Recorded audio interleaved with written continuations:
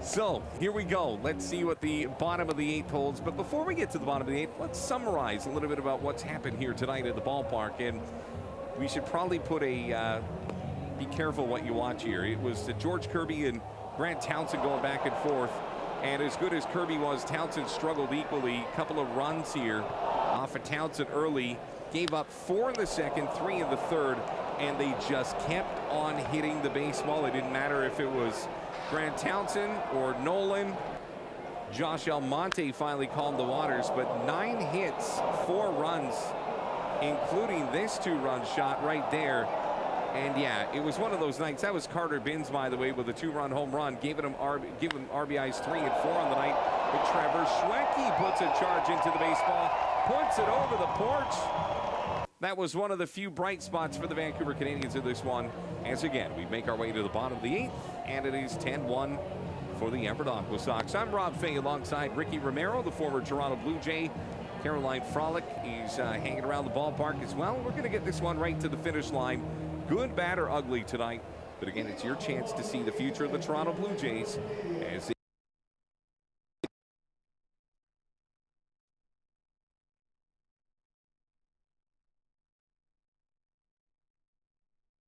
Canadians in the home half of the 8th inning. Morris is 0 for 3. Schwecke is 1 for 3. And Philip Clark is 2 for 3. So let's see if Morris can grab himself a base hit in this one. That crowd's still full of energy. You gotta love seeing that. Home team down 10-1 and the crowd's still into it. I love seeing stuff like that. This crowd here is always very engaging. You can just tell they're into the ball game, and hopefully they give them something to clap about here these last 2 innings. Even if they got 2 or 3 runs here, I feel like this crowd would get loose. 100% it would. I think they would. One, he's a little chip shot out to the third baseman, and excuse me for a swing. Throw is going to be off the line, and Tanner Morris is going to find his way on, and the fans love it. So good old hit for Tanner Morris. I'll tell you what, this game is so frustrating and yet so beautiful at the same time. You can hit a ball right on the screws and get nothing for your efforts, and then a ball that's up and in, and you're like, oops, and you find your way on. So let's see what, hey, you're stealing Jordy's line. Jordy's line is, oh yeah. Jordy, everything all right? Oh yeah. Trevor Schwecke 1 for 3 in this game. Lofts one at a very shallow center. Plenty of time for Miguel Perez to set up under it and come down with the first out here in the bottom of the 8th inning. Philip Clark steps into the box. You know, Philip's got one of the weirdest walk-up songs I've ever heard. It's like a Kenny G deal, and I can't put my finger on why it's a big deal, but the fans love it here at the ballpark. Yeah, what is this? It's not something I'd play. What was your pump-up song when you were getting ready to throw your pitches and get into a game? I mean, I came out to different songs every year. One of the first ones I ever came out to was a Drake song. Playing to the hometown crowd, huh? Yeah, but Drake was already big time. But yeah, there was a certain song that it's called Uptown that I really like, and I think that's the one I came out to my rookie year. 1 ball and no strikes. Pitch on its way. A little bit outside. 2-0. I remember looking through the early days of Ricky Romero, and there was no bend in your brim.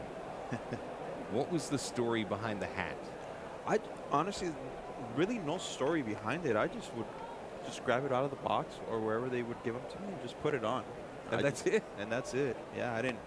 Dude, you had a chance to tell like some wicked story about being hard from East LA. I know, I did, but I put it right there for you. But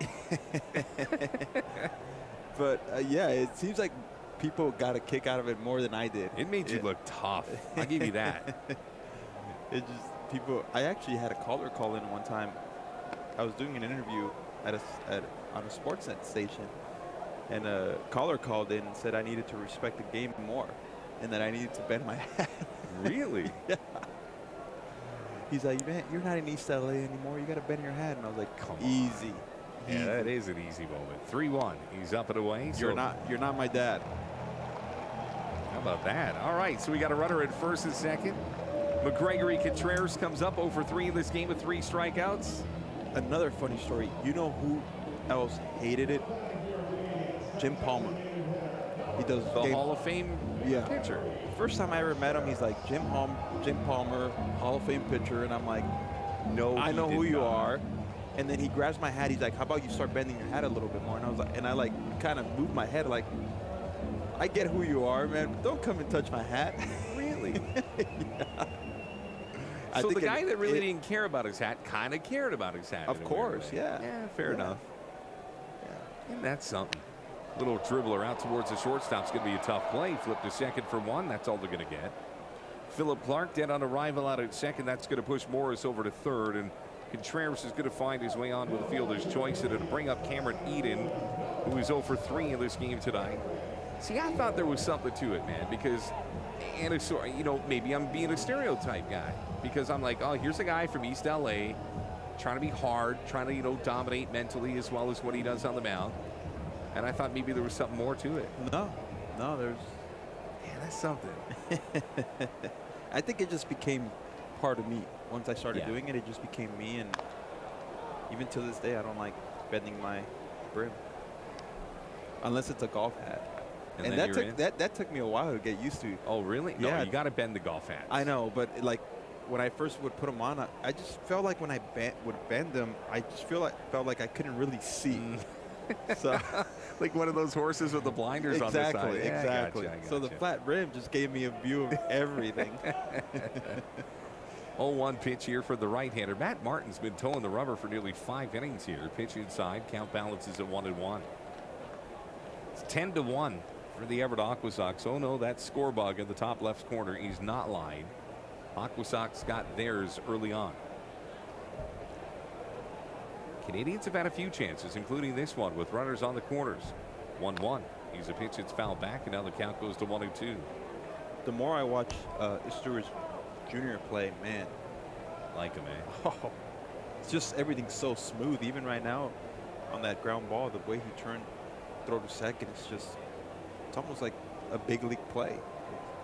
Having a big league defender on defense. Aquasox trying to get this one to the top of the 9th. Here comes the 1-2. It's a ball lofted into very shallow left field. Will it be caught? It will. A wonderful play from a diving Cade Marlowe. In left field will leave 2 runners on base for the Canadians, and it will send this one to the top of the 9th inning. When we come back, we're going to look at the 9, the 1, and the 2. Perez, Jones, and your guy Cesar Astores. It is 10-1. 10-1 for the Everett Aquasox, leading the Canadians right here on Sportsnet Pacific.